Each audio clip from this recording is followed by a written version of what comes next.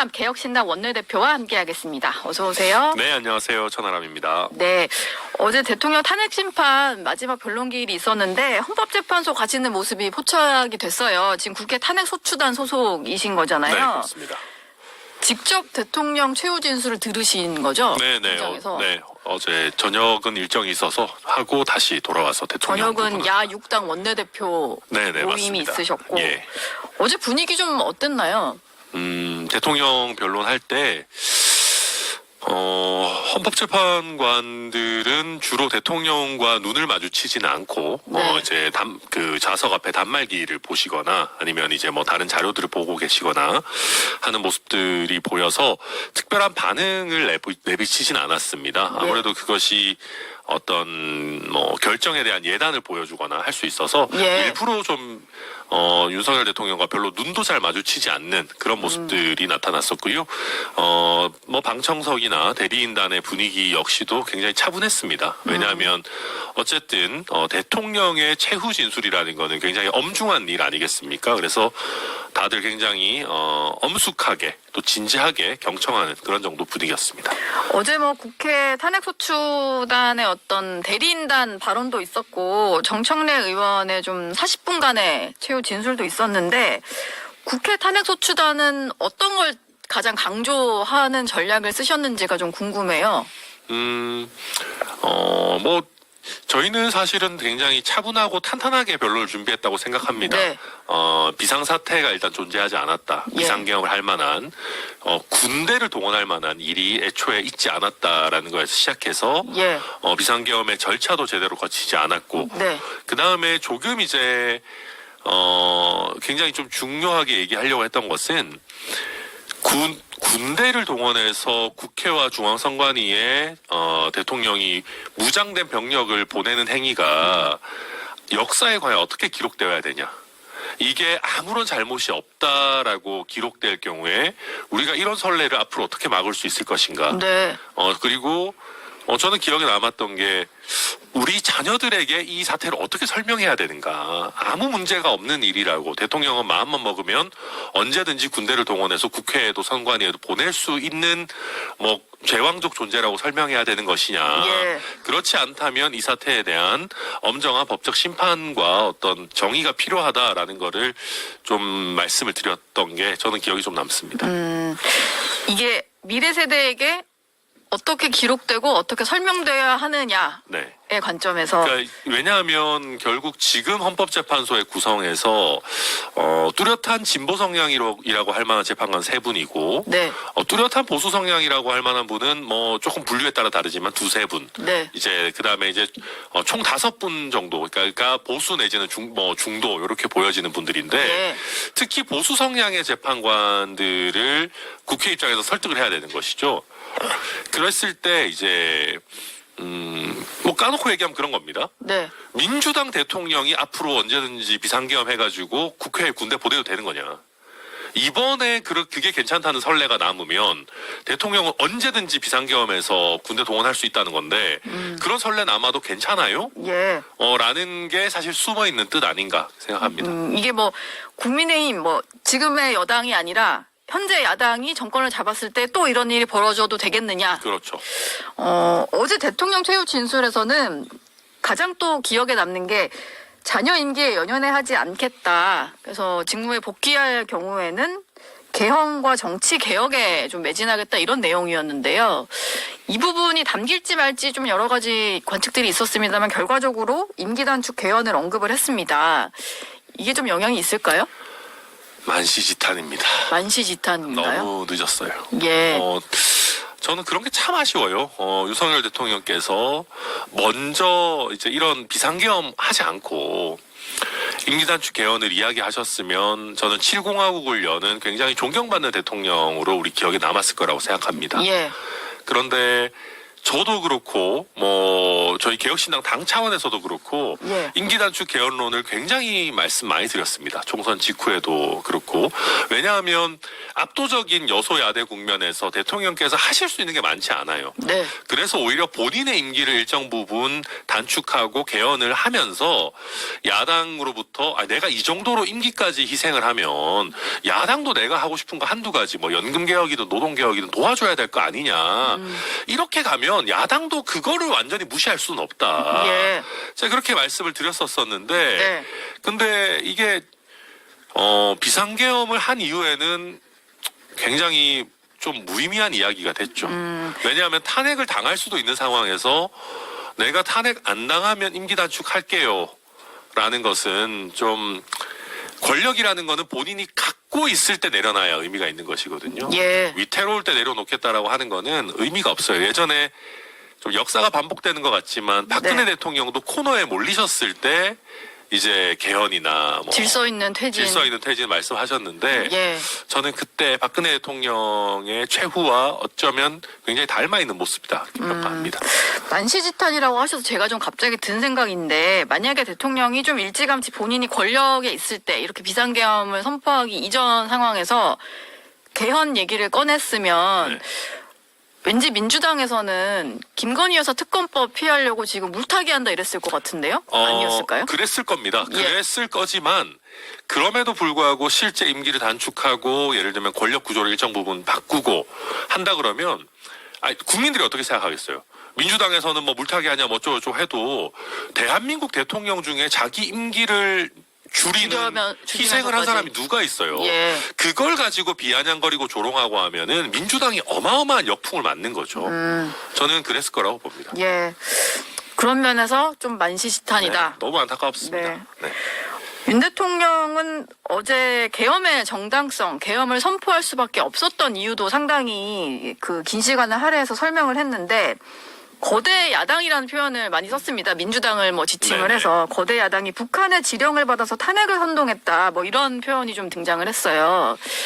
현장에서 들으시기에 좀 간첩이라는 단어도 많이 나오고 북한의 지령 뭐 이런 표현들이 많이 등장했잖아요. 네네네. 어떻게 들으셨나요? 저는 뭐 북한이 그 정도로 유능한지에 대해서는 잘 모르겠습니다. 예. 제보다는 대통령께서 많은 정보가 있을 테니까 제가 함부로 이야기하진 않겠습니다. 네. 다만 그런 겁니다. 이것도 똑같은 게요. 저는 많은 분들이 윤석열 대통령 탄핵에 대해서 물어봤을 때 뭐 여러 가지 국정의 난맥은 있지만 정말 뭐 명태균이라든지 뭐 어떤 명확한 법률 위반이 드러나지 않는다면 예. 탄핵은 쉽지 않을 거다. 네. 탄핵은 법률적인 절차니까 예. 그렇게 이야기해 왔습니다. 네. 비상계엄이 있기 전까지 민주당의 탄핵은 선동이고 공세다라고 이야기할 수 있는 지점들이 전 있었다고 생각합니다. 네. 그리고 나머지 뭐 국무위원들에 대한 탄핵들, 뭐 이준숙에 대한 뭐 예방적 탄핵 이런 것도 부당하다고 저도 그렇고 개혁신당도 이야기해 왔고. 네. 근데 그 탄핵 선동을 선동이 아니게 만들어준 장본인이 대통령이세요. 막 야당의 탄핵 남발에 대한 국민적인 어떤 뭐 좀 불만이나 불안 이런 것들이 높아지는 상황인데 네네. 오히려 대통령의 비상계엄 선포 때문에 탄핵을 할 수 있는 정당한 근거를 대통령께서 만들어줘 버리신 거죠. 그러니까 네. 그런 겁니다. 저는 어제 대통령 말씀 들으면서 이게 참 어떻게 보면 정말 뭐 그럴 수 있겠는데 대통령의 무능이 이런 결과를 파국적인 결과를 초래하나?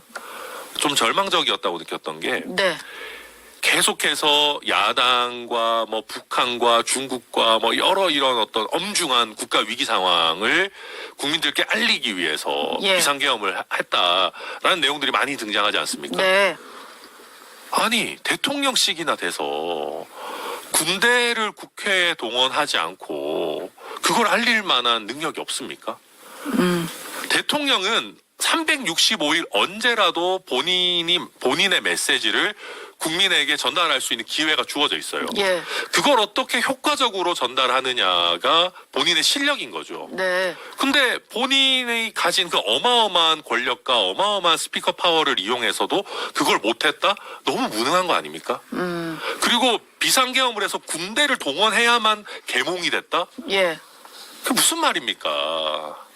대통령이 그걸 효과적으로 잘 국민들께 설득하고 또 증거를 필요한 부분 획득하고 아니 본인이 선관위의 사무총장도 본인이 임명할 수 있고 실제 본인과 인연이 있는 분을 임명했는데 부정선거가 됐든 뭐가 됐든 그럼 왜 북한과의 연관이나 이런 거를 대공수사를 통해서 밝혀내지 못합니까? 2024년 이후로 국정원에 대공수사권이 없다. 그전에는 왜 못했습니까, 그러면?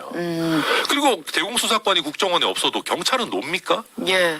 그러니까 대통령이라는 권력이 있으면 그걸 비상계엄을 해서 알릴 게 아니라 정말로 체계적인 수사를 하든 체계적인 어떤 사실관계 파악을 하든 그렇게 해서 국민들한테 설득력 있게 밝혀야 되는 것이지 그게 안 돼서 나는 어쩔 수 없이 비상계엄을 해서 군대를 보냈다? 이거보다 더 심한 무능의 자기 고백이 어디 있습니까? 예. 저는 듣고 있으면서 참 이렇게 답답할 수가 있나 생각이 들었습니다. 근데 대통령 얘기를 들어보면 내가 대통령임에도 불구하고 이렇게 할 수 있는 일이 없을까 싶을 정도로 거대 야당의 어떤 폭주가 심각했다라는 거잖아요. 네. 실제로 그 자리에 가보면 뭘 하려고 해도 법안에 막히고 뭐 이런 식의 어떤 일이 반복됐을 수는 있지 않을까요? 근데 솔직히 저는 들으면서 어떤 생각했냐면요.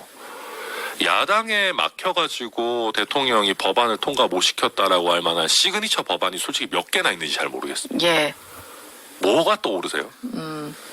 진짜 저는 정부 조직 개편이 일단 가장 먼저 떠오르고. 네네네. 그러니까 뭐 예를 들면 여성가족부 폐지 못했다. 예. 물론 중요한 일이죠. 대선 공약에 중요한 일이었고. 예. 근데 여성가족부 폐지 못한다고 해가지고 정부가 마비가 됩니까? 정부 예산안. 예산안도 예를 들면 저는 그런 게 참 이해가 안 됐던 게 여성가족부를 폐지하시겠다라는 게 야당 방해로 안 됐다 그러면 여성가족부 예산을 확 줄이거나 인력을 재배치하거나 해서 여성가족부를 법률적으로 폐지하지 않으면서 축소 그 효과를. 축소하는 효과를 낼 수 있어요. 네. 근데 그런 것도 안 하셨어요. 여성가족부 예산 제가 알기로는 꾸준히 늘었습니다. 네. 그러면 본인의 의지가 그렇게 강력했다면 왜 다른 방법을 찾지 않았나 예. 하는 게 잘 이해가 안 되고요. 네. 그 외에도 제가 아까도 거듭 말씀드렸지만 그 대통령의 많은 연설에서 내가 이 법만큼은 꼭 통과시켜야 됐었는데 이거 야당 방해로 못했습니다라는 게 저는 뚜렷하게 등장하지 않았다고 생각합니다. 나머지 부정선거를 밝혀내는 부분이나 네. 북한이나 중국과의 연루를 밝혀내는 부분 제가 아까도 말씀드렸지만 경찰의 일이고요. 예. 선관위 사무총장이 충분히 할 수 있는 일이고요. 이게 국회가 막는다고 해서 막아지는 일들이 아닙니다. 저는 그래서 뭐 예를 들면 간첩법 개정 이런 것도 얘기하시는데 네. 그런 부분 간첩법을 통해서 중국인의 관여 일정 부분 그렇다 치더라도 북한의 관여는 지금 있는 법률로도 충분히 다 잡아낼 수 있거든요. 그리고 간첩법도 제가 알기로는 논의가 이미 되고 있는 걸로 알고 있고요. 예. 그래서 여튼 요약하자면 저는 윤석열 대통령께서 그렇게 강하게 통과시키고자 했던 국정의 어떤 시그니처 법률이 뭐였는가 그런 의지가 저는 많이 느껴지지는 않았습니다. 오히려 예. 여러 가지 측면에서 사후적으로 야당 탓을 하고 있다라는 느낌 많이 받았다. 네. 이렇게 말씀드립니다. 알겠습니다. 탄핵 심판이 마무리가 되면서 결과에 따라 조기 대선이 좀 치러지게 되는 상황인데 개혁신당 같은 경우는 가장 먼저 조기 대선이 있을 거다라고 판단을 하시고 선거기획단을 꾸리셨더라고요. 네. 뭐 제대로 사고치겠다 이런 각오를 내세우셨던데 이건 어떤 의미인가요? 네, 뭐 저희 개혁신당이 당세도 아직 강하지 않고 예. 개혁신당에 있는 주요 후보 이준석 의원이죠. 지지율이 아직까지는 뭐 당연히 그렇게 높은 상황은 아닙니다. 그러나 저는 이게 이제 대선 국면이 본격화되고 네. 또 국민들이 이 거대 양당의 이 어떤 정말 정치 싸움에 지긋지긋해지실 때 저희가 과학기술과 미래와 교육을 이야기하면서 좀 앞으로 나아간다라고 하면은 저는 아무도 예상하지 못했던 결과를 만들어낼 수 있지 않을까 예. 그런 각오로 말씀드린 겁니다. 거대 양당 사이에서 약간 돌풍을 일으킬 수도 있다. 네, 그렇습니다. 예. 근데 어제 이준석 의원 일정 중에 눈길이 가서 제가 이게 어제 찍힌 게 맞나 싶을 정도로 그 사진을 들여다봤었는데 국민의힘의 미래혁신 포럼 세미나에 참석을 하셔서 뭐 김기현, 추경호, 권성동 원내대표 이런 분들을 다 만나셨더라고요. 여기는 왜 가신 건지 좀 물어보셨나요? 제가 알기로 이준석 의원 같은 경우에는 여야를 가리지 않고 여러 포럼, 토론회 이런 데 많이 다녔던 걸로 알고 있고요. 예. 이제 그렇습니다. 그러니까 저는 제가 이제 어제 다른 인터뷰를 하면서도 그런 얘기를 했어요. 한동훈도 만날 수 있고 안철수도 만날 수 있다. 네. 사실 정치 누구를 만나는 거는 좋은 일이지 않습니까? 예. 아마 이준석 의원은 이재명 대표도 만날 수 있다. 뭐 이런 얘기도 했던 것 같아요. 그런 상황에서 저는 뭐 만나는 것을 가지고 과대 해석을 할 필요는 없다. 네. 만나서 당연히 두루두루 교류할 수 있는 것이고, 다만 단일화 가능성은 0%다라고 이미 이준석 의원이 못 받고 있기 때문에 네. 이렇게 뭐 만나는 것이 뭐 단일화로 연결돼서 해석되는 거는 뭐 과도하다. 그렇게 정도 말씀드리겠습니다. 단일화 가능성은 0%다. 네. 바뀔 가능성 없이 대선 끝날 때까지 바뀌지 않을 결심이실까요? 네, 뭐 바뀔 가능성이 있다면 네. 99%안 한다라고 하지 않았을까요? 예, 100%다. 0%는. 0%다. 네, 그렇죠. 이준석 의원의 행보에 그래도 두 가지 정도 변수가 있을 것 같은데 지금 천하람 원내대표라고 제가 말씀을 드렸지만 당대표 권한대행 겸 원내대표이신 네네. 거잖아요.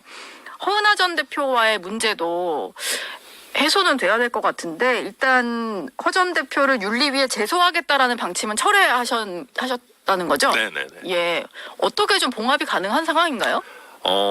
저는 당연히 우선 조금 말씀드리면 행정적인 부분은 완전히 해결이 됐습니다. 예. 예를 들면 당대표 직인이 안 돌아온 거 아니냐, 뭐 여러 가지 뭐 계좌 뭐 이런 부분들이 있었지만 저희가 중앙선거관리위원회에 이제 당대표자 변경 신청을 했고 선관위가 받아들이면서 저희가 계좌 문제든지 아니면 뭐 당대표 직인 문제든지 이런 것들을 다 변경할 수 있는 행정 절차들이 다 완비가 됐고 이미 그 절차는 끝났습니다. 네. 그래서 저희가 대선을 치르는 데 있어서 어떤 행정적인 뭐 실무적인 문제는 다 사라졌고요. 예. 다만 정치적으로 허은하 대표와의 감정 내지는 어떤 그 관계를 회복하는 문제는 뭐 저희 당 내부 사정을 좀 지켜보신 분들은 아시겠지만 쉽지는 않은 문제고요. 그럼에도 불구하고 나름대로 소통은 하면서 상황 보고 있습니다. 다만 아직까지 좀 감정이 아직까지 올라와 있는 상황들이 있기 때문에 조금 예. 시간은 걸리지 않을까 생각합니다. 시간은 좀 걸릴 것 같다. 네. 또 하나 변수는 명태균 씨인 것 같아요. 지금 명태균 씨는 구속이 된 상태이고 변호인이 계속해서 인터뷰를 하면서 여권 주자들 그리고 이준석 의원까지 계속 저격을 좀 하고 있는데 뭐 이런 얘기까지 했잖아요. 명태균 씨 말을 전한 변호사 얘기로는 본인이 입을 열면 이준석 의원도 끝난다. 뭐 이런 얘기를 했다는 거예요. 네네. 파악하시기로는 뭐 좀 이게 리스크가 될 수 있다라고 보시나요? 이준석 끝난다 이런 얘기는 정치권에서 굉장히 흔한 얘기입니다. 흔한 얘기. 네. 예. 이준석 끝났다. 뭐 이거 걸리면 이준석 뭐 정치 생명 네. 뭐 그런 식의 얘기들이 지금까지 굉장히 많이 있어 왔고요. 네. 심지어는 뭐 국민의힘에서 윤리위 징계를 받을 때도 그랬죠. 그 예. 이후에 네. 성상납 의혹과 관련해서 계속 막 수사도 이루어지고 했지만 사실 다 무혐의로 끝났고 아무 문제 없이 지금도 정치 활동 잘하고 있습니다. 그래서 저는 명태균 씨와 관련한 문제도 결국은 나중에 열어보면 아무 문제 없을 것이다. 그 확신하고요. 저도 그렇고 이준석 의원 본인도 그렇고 당 차원에서 다 그런 부분 문제 없을 거라는 걸 확신하기 때문에 저희는 명태균 특검법 같은 경우에 공동 발의도 하고 차라리 빨리 특검을 해서 예. 거리낄 거 없다라는 거를 밝혀라라는 입장입니다. 어제 야 6당 원내대표 만나셔서 뭐 그런 얘기 좀 하신 건가요? 명태균 특검법 이런 얘기? 네네 그런 부분 포함해서 예. 이제 여러 얘기들을 좀 나눴는데 특히 명태균 특검법과 관련해서 이제 개혁신당 같은 경우도 아무 거리낄 거 없다. 우리 적극적으로 같이 하겠다라는 네. 걸 다시 한번 말씀드리기도 했고요. 저는 그게 개혁신당과 이준석 의원이 이재명 대표를 떳떳하게 공격하기 위해서도 꼭 필요하다고 생각합니다. 명태균 씨 측에서 계속해서 이준석 의원을 거론하지만 네. 우리는 거리낄 게 없으니 특검법까지도 수용하겠다. 그럼요. 이런 입장이시라는 네네. 거죠. 이재명 대표 얘기가 나와서 좀 여쭤봐야 될 것 같은데 오늘 항소심 결심 공판이 있는 날입니다. 뭐 검찰의 구형량에 대해서는 뭐 예측이 좀 가능한 상황 같고 네. 선고가 언제 나올지가 좀 궁금한데 3월 중순에서 뭐 말 정도 이렇게 예상이 되는 것 3월 같아요. 말까지 가는 건 너무 늦는 것 같고요. 너무 늦나요? 네, 보통 2심의 형사재판 같은 경우는 보통 보름 아니면 뭐 좀 더 빠르게 선고하는 경우들도 있습니다. 근데 중요한 사건이니까 보름 정도 잡힐지 않을까 하고 예. 아마도 헌법재판소의 탄핵 결정과 비슷한 시기에 판결이 선고되지 않겠나 이렇게 전망합니다. 3월 뭐 한 10일, 11일 뭐 이 정도. 예. 네. 윤 대통령은 어제 최후 진술을 했고 이재명 대표는 오늘 최후 진술을 하는데 네. 두 사람의 어떤 선고 결과도 비슷하게 좀 나올 수 있다. 네, 저는 두 분 다 한국 정치에서는 좀 퇴장하실 때가 되지 않았나. 윤석열, 이재명 두 분의 동반 퇴장이 예. 있어야 이 예. 정말 그 혐오 정치 그리고 적대적 공생 관계가 좀 청산되지 않을까 생각하고요. 예. 그런 면에서 뭐 재판 결과를 예측한다는 거는 좀 무의미합니다. 왜냐하면 제가 뭐 증거를 다 본 건 아니기 때문에 네.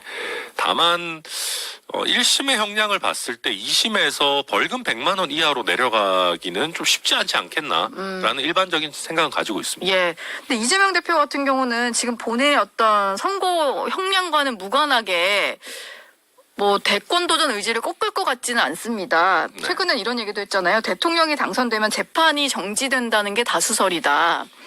변호사이신 천하람 대표 보시기에는 이거에 좀 공감하시나요? 거짓말인 것 같은데요. 다수설 예. 전혀 아닌 것 같은데요. 네. 예. 오히려 학계에서의 다수설은 재판은 정지 안 된다고 보는 것 같고요. 그리고 우리 헌법 규정에도 대통령의 권리와 관련해서 판결 등으로 네. 직을 수행할 수 없게 된 때라는 문구가 분명히 있습니다. 예. 그래서 저는 그런 경우에 이재명 대표가 판결이 정지된다고 하는 거는 좀 소수설을 오히려 주장하고 있는 것 같고 또 한 가지는요. 이거 확립된 판례가 없거든요. 확립된 판례. 없어요, 그렇죠. 예. 없어요. 네, 왜냐하면 이렇게 막 범죄 혐의가 어마어마하게 많은 사람이 대통령 당선된 적이 잘 없으니까요. 네. 그리고 이렇게 방탄을 위해서 출마하는 경우도 잘 없었죠. 근데 선례가 없으면 누가 결정하는지 아십니까? 누가 결정하죠? 대법원 마음이죠. 대법원 마음. 그럼요. 예. 판례는 이제 선례가 없으면 대법원이 정하면 되는 거잖아요. 예. 전원합의체 열거나 해가지고 정하면 됩니다. 네. 그러면 대법원이 뭐 예를 들면 뭐 이재명 대표가 그럴 리 없고 그래서 안 되지만 당선됐다. 근데 대법원이 보다가 이거는 재판은 정지 안 되는데? 예. 라고 하면은 대충 대통령 선거하고 뭐 한 몇 달 있다가 뭐 한 1년 있다가 심하면 몇 개월 있다가 대통령직 날아가요. 그럼 또 또 선거해야 되죠. 예. 그리고 극단적으로는요. 바로 대법원이 선거 안 하더라도 언제든지 대법원이 마음만 먹으면 날릴 수 있는 대통령. 예. 이게 삼권 분립 하에 맞습니까 이게? 눈치를 안 볼 수가 없겠는데요. 말이 안 되는 거잖아요. 예. 그러면 언제든지 대법원이 마음만 먹어서 우리 뭐 판결할 건데 이거 재직 중에는 판결은 정지 안 되는데 해버리면 대통령 날아가는 거예요. 네. 이런 불확실성을 가지고 있는 사람을 심지어는 사실상 삼권 분립이지만 가장 큰 민주적 정당성을 가지고 있고 가장 큰 상징성과 국가의 원수 지위를 가지고 있는 대통령인데 대법관들이 언제든지 마음만 먹으면 날릴 수 있다? 그런 사람을 우리가 대통령으로 뽑는다? 이거 완전 코미디 아닙니까? 예. 진짜 저는 국제적으로 봤을 때 이걸 어떻게 이해하겠어요? 네. 저는 뭐 말이 안 되고 어떤 요약하자면 지금 이재명 대표가 재판 정지 안 된다라는 거 저는 좀 우습더라고요. 일단은 예. 다수설이 아닌데. 다수설 아니고요. 다수설이라니까. 그 예전에 아마 그 헌법 학계 뭐 표 정리해 놓은 거 이런 것도 있는데 다수설도 아니고요. 예. 또 한 가지는 보통 정치인이고 자기가 자신 있으면 2심에서 무조건 무죄 나오니까 그런 거 걱정하지 마십시오라고 하는 게 오히려 일반적일 것 같은데 예. 유죄 나오더라도 대법원 남아 있으니까 네. 정지되니까 괜찮습니다. 정말 저는 예. 참 수준 자체가 좀 이해하기 어렵다고 생각합니다. 알겠습니다. 마지막으로 한동훈 전 대표 관련된 질문도 드리겠습니다. 오늘 책이 나오고 정치권의 복귀를 알린 거죠. 오늘부로. 개혁신당이 좀 일찌감치 대선 얘기를 하셨는데 한 전 대표도 아마 세대 교체 얘기를 하거나 뭐 정치 세력 교체 뭐 이런 얘기를 할 것 같아요. 근데 최근에 보면 이준석 의원은 한 전 대표에 대해서 되게 박한 평가를 하시던데 천하람 대표 생각은 어떠신가요? 뭐 저는 일단 책 내용을 좀 보고 평가할 생각이고요. 예. 특히 그 한동훈 한덕수 체제, 그 한한 체제 제가 보기에 되게 이상했거든요. 거기에 대한 저는 어떠한 뭐 본인만의 나름의 해명이 있는지를 전 눈여겨볼 생각이고요. 예, 그 당사에서 했던 그 네네. 선언 같은 거. 한덕수와 한동훈 둘이 같이 뭔가 통치를 하겠다라고 했던 것 예, 같은. 네. 좀 되게 저는 반헌법적이고 굉장히 이상했다고 생각하는데 예. 어쨌든 거기에 대한 적절한 해명이 있는지가 저는 눈길이 좀 가고요. 그 다음에 이제 이준석 의원은 73년생이 무슨 세대 교체냐 예. 이렇게 하지만 뭐 어쨌든 저는 그래도 뭐 세대 젊어진 거잖아요. 네. 세대 교체론의 어떤 파이가 커지고 또 이런 논의가 확산되는 것 자체는 꼭 나쁜 일은 아니라고 생각합니다. 예. 그래서 나름 선의의 경쟁을 할 수 있는 사이 아닌가 그렇게 봅니다. 알겠습니다. 지금까지 천하람 원내대표와 얘기 나눴습니다. 고맙습니다. 네, 감사합니다.